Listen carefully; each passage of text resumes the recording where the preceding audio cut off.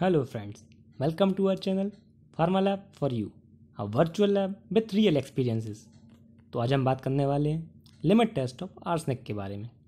अगर अभी तक आपने हमारे चैनल को सब्सक्राइब नहीं किया है तो जल्दी से सब्सक्राइब करें और साथ ही बेल आइकन को भी प्रेस करें, जिससे आगे आने वाले सारे इंपॉर्टेंट वीडियोज़ के नोटिफिकेशन आपको सबसे पहले मिल सकें। चलिए फ्रेंड्स, स्टार्ट करते हैं लिमिट टेस्ट ऑफ आर्सेनिक। चलिए फ्रेंड्स, तो हम बात करते हैं लिमिट टेस्ट के बारे में। So limit test are quantitative and semi quantitative test. They are designed to identify and control small amount of impurities which are likely to be present in the sample. Impurities कोई भी ऐसा material हो सकता है जो हमारे material of interest like API and drug की purity को अफेक्ट करता हो। लिमिट टेस्ट को हम जनरली सेमी क्वांटिटेटिव टेस्ट ही कंसीडर करते हैं, क्योंकि लिमिट टेस्ट हमें इम्प्योरिटी का स्पेसिफिक अमाउंट नहीं बता पाता है। लिमिट टेस्ट हमें सिर्फ स्टैंडर्ड के कंपेयर में इम्प्योरिटीज़ कम है या उससे ज़्यादा प्रेजेंट है, सिर्फ यही बताता है। चलिए तो फिर स्टार्ट करते हैं हमारा आज का experiment, limit test of arsenic. So objective to perform the limit test of arsenic on a given sample as per Indian pharmacopoeia and report on its standard. तो हम परफॉर्म करेंगे हमारा आज का experiment as per Indian pharmacopoeia. So what are the apparatus required to perform this test? So these are arsenic apparatus. It is also called Gurdjieff apparatus. Second one is bottle bath. Third is measuring cylinder. Then glass rod and pipette. So what is the principle of this test? So limit test of arsenic is based upon the reaction between arsenic gas with hydrogen ion to form yellow stain on mercury chloride paper in the presence of reducing agent like potassium iodide. इस test को हम Gutzeit test भी बोलते हैं। ये question हमारे MCQ exam में अक्सर पूछा ही जाता है। So limit test of arsenic को हम गर्डजेट टेस्ट भी बोलते हैं।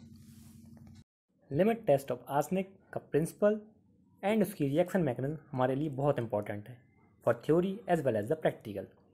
तो हमने प्रिंसिपल को 4 स्टेप्स में डिवाइड किया है।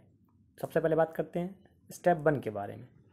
सो in this step arsenic sample को हम डिज़ोल्व करेंगे एसिड सॉल्यूशन में, जो कन्वर्ट करेगा आर्सेनिक इम्प्योरिटी को आर्सेनियस एसिड और आर्सेनिक एसिड। हमारे सैंपल डिपेंड करता है कि वो हमें ट्राइवेलेंट इम्प्योरिटी दे रहा है कि पेंटावेलेंट इम्प्योरिटी दे रहा है। Mostly arsenic give trivalent impurity. So trivalent arsenic converted into arsenious acid and the pentavalent arsenic is converted into arsenic acid. अगर हमारा सैंपल पेंटावेलेंट फॉर्म में है, मीन्स आर्सेनिक एसिड दे रहा है, तो हमें उसे ट्राइवेलेंट फॉर्म में कन्वर्ट करना पड़ेगा। तो उसके लिए हम यूज़ करेंगे reducing agent, example potassium iodide. तो हम आर्सेनिक एसिड की रिएक्शन पोटेशियम आयोडाइड की प्रेजेंस में कराएंगे, जो हमें ट्राइवेलेंट आर्सेनियस एसिड प्रोवाइड करेगी। बिकॉज हमारी रिएक्शन में हमें ट्राइवेलेंट आर्सेनिक ही यूज़ करना है। स्टेप 3 में हम आर्सेनियस एसिड को कन्वर्ट करेंगे arsenious hydride, which is also called arsine gas. Arsine gas ही हमारे इस टेस्ट के लिए मोस्ट इम्पॉर्टेंट है। तो हम आर्सेनियस एसिड को नेसेंट हाइड्रोजन से रिएक्ट करेंगे in the presence of zinc and HCl. So arsenious acid is react with nascent hydrogen to form arsene gas and 3 molecules of water. Step 4 में हम रिएक्शन कराएंगे arsine gas and mercury chloride की, जिससे एक complex formation होगा जो हमें yellow और ब्राउन स्टेन प्रोवाइड करेगा। सो इंटेंसिटी ऑफ येलो और ब्राउन स्टेन से हम पता कर पाएंगे कि हमारे सैंपल में स्टैंडर्ड के कंपेयर में आर्सेन कम प्रेजेंट है या ज़्यादा प्रेजेंट है।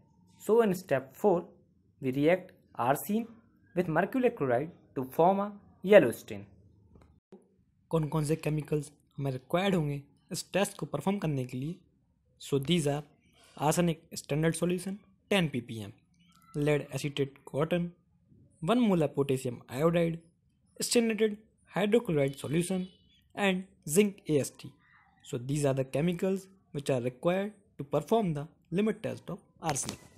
चलिए तो जानते हैं ये सारे केमिकल्स हम कैसे प्रिपेयर करेंगे। तो सबसे पहले बात करते हैं how to prepare 100 ml 2 molar sodium hydroxide solution. So we know formula of molarity, which is equals to weight upon molecular weight into volume in liter. So suppose X is the amount of NaOH and our volume is 100 ml and the molarity, which is 2 molar. So molecular weight of NaOH is 39.99. So we know the values. Weight equal to X gram, molarity is 2 molar, volume is 0.1 liter and the molecular weight of NaOH, which is 39.99. So put these values in the formula and we get X is equals to 7.99 gram. So to prepare 2 molar NaOH, we add 7.99 gram NaOH in 100 ml of distilled water. Now we understand how to prepare arsenic standard solution 10 ppm. तो हम 0.33 ग्राम arsenic trioxide को 5 ml of 2 molar sodium hydroxide में dissolve करेंगे और उसे dilute करेंगे water से up to 250 ml. उसके बाद इस 250 ml सॉल्यूशन का हम 1 ml लेंगे और उसे 100 ml वाटर में डिसॉल्व कर देंगे, जिससे हमारा arsenic standard solution 10 ppm prepare हो जाएगा. Next preparation is how to prepare stannous chloride solution AST. तो इसमें हमें 10% weight by volume stannous chloride solution prepare करना है. तो हम 10 ग्राम स्टेनस क्लोराइड क्रिस्टल को वे करेंगे और उसे 100 ml ऑफ डिस्टिल वाटर में डिसॉल्व कर देंगे, जिससे हमारा स्टेनस क्लोराइड सॉल्यूशन प्रिपेयर हो जाएगा. Our next preparation is how to prepare stannated hydrochloride acid solution. So stannated hydrochloride acid solution is prepared by mixing 1 ml of stannous chloride to 100 ml of dilute hydrochloric acid. Stannous chloride हमने previously prepare कर लिया है. Next preparation is how to prepare 0.1 molar potassium iodide 100 ml solution. तो इसमें भी हम molarity का formula use करेंगे, which is molarity equals to weight upon volume in liter into molecular weight. So molarity we already known, which is 0.1 molar potassium iodide solution we have to prepare. Let's suppose X is the amount of potassium iodide required to dissolve in 100 ml of water. So molarity, which is to be 0.1 molar, molecular weight of potassium iodide, which is 166 gram, and the desired volume we have to prepare, which is 100 ml. So put these values in the formula and we get X is equals to 0.1 into 0.1 into 166. So we get 1.66 gram. So for the preparation of 0.1 molar potassium iodide solution, we have to weigh 1.66 gram of potassium iodide and dissolve it in 100 ml of distilled water. So our next preparation is how to prepare test solution. So the test solution is prepared by dissolving a chemical substance which contain unknown amount of arsenic, which is soluble in water, and we add standard HCl and kept in a arsenic apparatus. The test solution is given by our teacher and the volume of test solution we required is 50 ml to perform this test.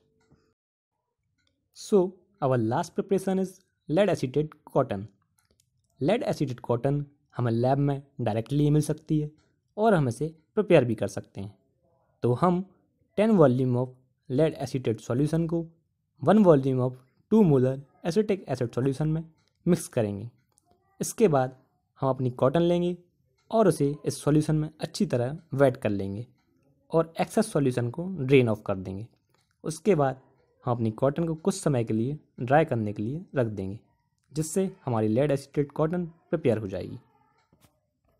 चलिए तो अब हम clearly समझते हैं हमारे apparatus को. So our apparatus is known as Gutzeit apparatus और we can say arsenic test apparatus. So what are the main components of these apparatus?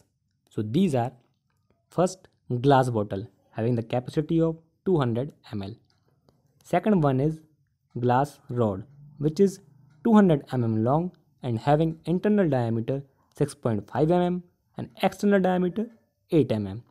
It also contains a 2 mm hole which help to pass the gas from the rod. Another one is perforated rubber bungs जो help करते हैं extra pressure को release करने के लिए.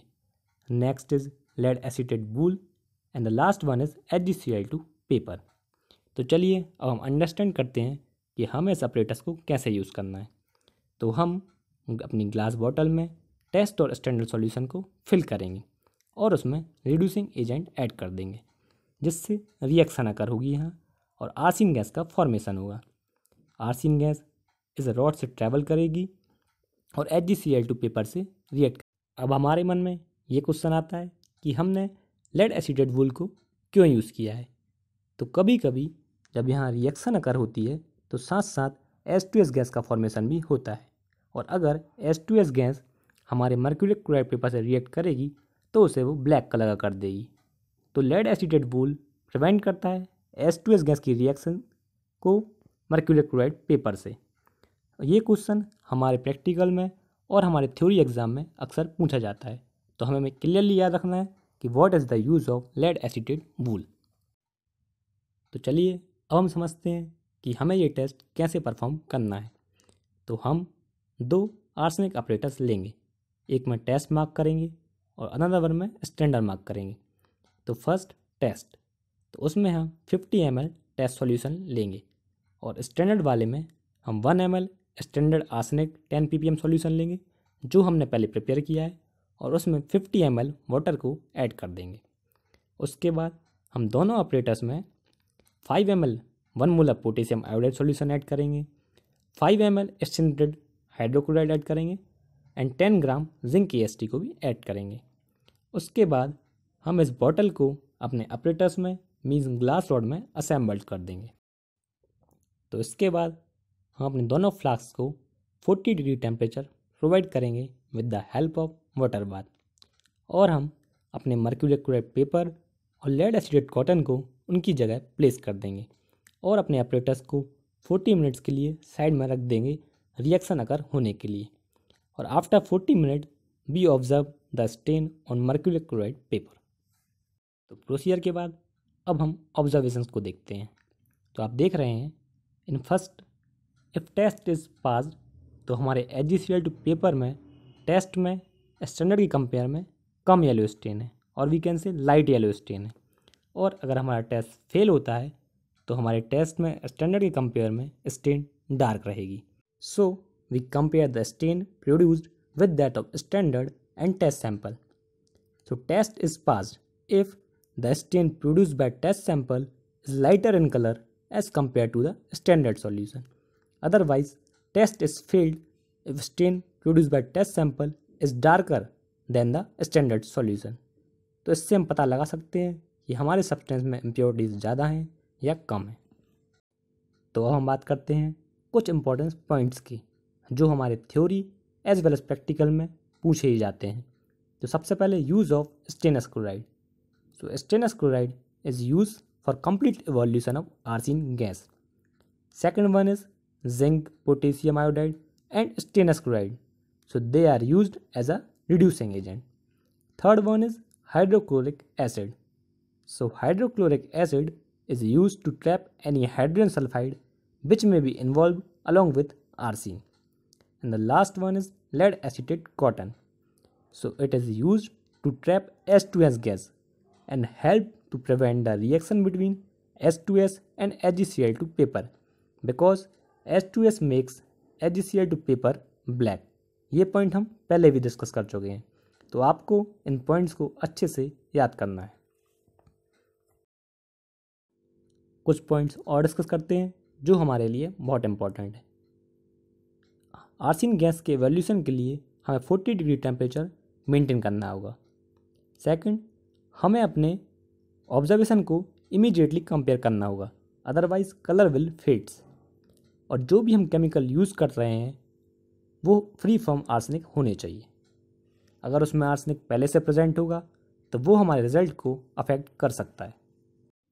Thank you everyone for watching this video. अगर आपको हमारा वीडियो अच्छा लगा हो तो हमारे चैनल को सब्सक्राइब करें और साथ ही बेल आइकन को भी प्रेस करें. हमारे चैनल को लाइक करें, शेयर करें और हमें कमेंट सेक्शन में बताएं कि आप आगे कौन सा फार्मा प्रैक्टिकल का वीडियो देखना चाहते हैं। और अगर आपको कोई भी डाउट हो लिमिट टेस्ट ऑफ आर्सेनिक से रिलेटेड तो आप हमसे कमेंट सेक्शन में क्लियर कर सकते हैं।